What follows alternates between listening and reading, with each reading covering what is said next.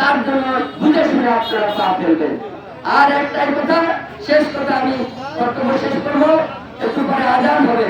শেষ কথা হলো এই সারিতে যারা রয়েছেন, যারা এখানে নাই, তাদের সকলের উদ্দেশ্যে আমার আহ্বান, যত দ্রুত সম্ভব নিজেদের মধ্যে কোনো ভুলভুটাভুটি থেকে থাকলে সেগুলো নিরসন করতে হবে। এর কোনো বিকল্প নাই। আমরা এক পরিবারে থাকি, বিএনপি পরিবার। পরিবারের ভাই ভাইয়ে দ্বন্দ্ব ফ্যাসাদ হতে পারে, আপন ভাইয়ের সাথেও দ্বন্দ্ব ফ্যাসাদ হয়, কিন্তু পরক্ষণে কিন্তু কারো না কারো মধ্যস্থতায় আমরা ভাই ভাই মিল হয়ে যাই। বিএনপির পরিবার রাজনৈতিক পরিবার, রক্তের সম্পর্কের চাইতেও ঘনিষ্ঠ সম্পর্ক হচ্ছে রাজনৈতিক সম্পর্ক। আপনি যেখানেই যান না কেন, অন্য জেলায় যান, অন্য বিভাগে যান, ওইখানে গিয়ে যদি আপনি বলেন যে আপনি চুড়িয়ারের বিএনপি ইউনিটের সভাপতি, সেক্রেটারি, ওই এলাকার বিএনপির নেতা কর্মীরা একটা চা খাওয়ানোর জন্য ক্ষতিগ্রস্ত হয়ে যাবে। আপনাকে চিনে না জানে না, অথচ আপনাকে চা খাওয়ানোর জন্য ক্ষতিগ্রস্ত হয়ে যাবে। এইটাই হচ্ছে রাজনৈতিক সম্পর্ক। সুতরাং এই সম্পর্ক নিজেদের মধ্যে কোনো কারণে খারাপ থাকবে, এইটা রাখা যাবে না।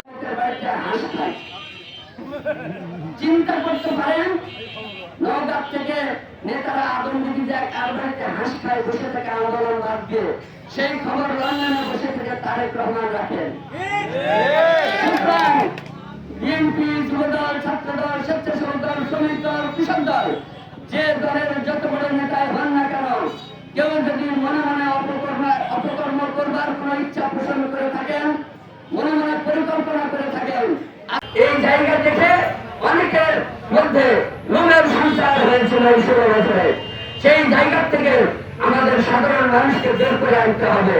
কেউ যেন লোভে পড়ে লুটপাটের চিন্তা ভাবনা না করে, কেউ যেন লোভে পড়ে সন্ত্রাসের চিন্তা ভাবনা না করে। আমাদের নেতা তারেক রহমান পরিষ্কার ভাষায় বলেছেন, বিএনপির কোন নেতার কর্মীদের যেরকম করে, তাহলে তার বিরুদ্ধে প্রথমে সাংগঠনিক ব্যবস্থা গ্রহণ করা হবে, দল থেকে বহিষ্কার। চিন্তা করতে পারেন, নওগাঁ থেকে নেতারা আদমদিঘি যায়, কার বাড়িতে হাঁস খায়, বসে থেকে আন্দোলন বাদ দিয়ে, সেই খবর লন্ডনে বসে থেকে তারেক রহমান রাখেন।